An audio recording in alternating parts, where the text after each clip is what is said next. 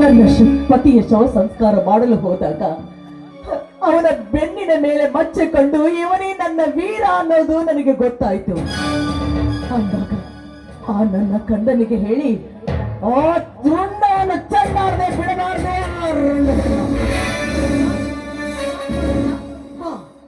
ಆ ವಿಕ್ರಮ ಹಾಗೂ ಆ ಚೇರ್ಮನ್ ಚಂದ್ರೇಗೌಡರ ರುಂಡವನ್ನು ಕತ್ತರಿಸಿ ನನಗೆ ಅರ್ಪಿಸಿದಾಗಲೇ ಆ ನಿನ್ನ ತಂದೆ ಆತ್ಮಕ್ಕೆ ಶಾಂತಿ ಸಿಗುವುದರಿಂದ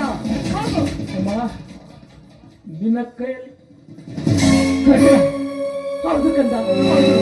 ಈ ಎಲ್ಲ ಅನಾಹುತಕ್ಕೆ ಕಾರಣ ವಿಕ್ರಮ ಹಾಗೂ ಚೇರ್ಮನ್ ಚಂದ್ರೇಗೌಡ. ವಿಕ್ರಮ್ ಬರ್ತಿದ್ದೇನೆ.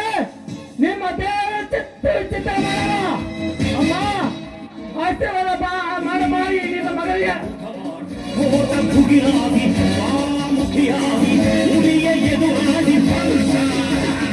ದುರ್ಗಾ ಮಾತೆ ಆಶೀರ್ವಾದ ನಿನಗೆ ಯಾವಾಗಲೂ ಇರುತ್ತೆ. ಹೋಗಿ ಬಾ ನಿನ್ನ ಕೆಲಸಕ್ಕೆ ಜಯವಾಗಲಿ.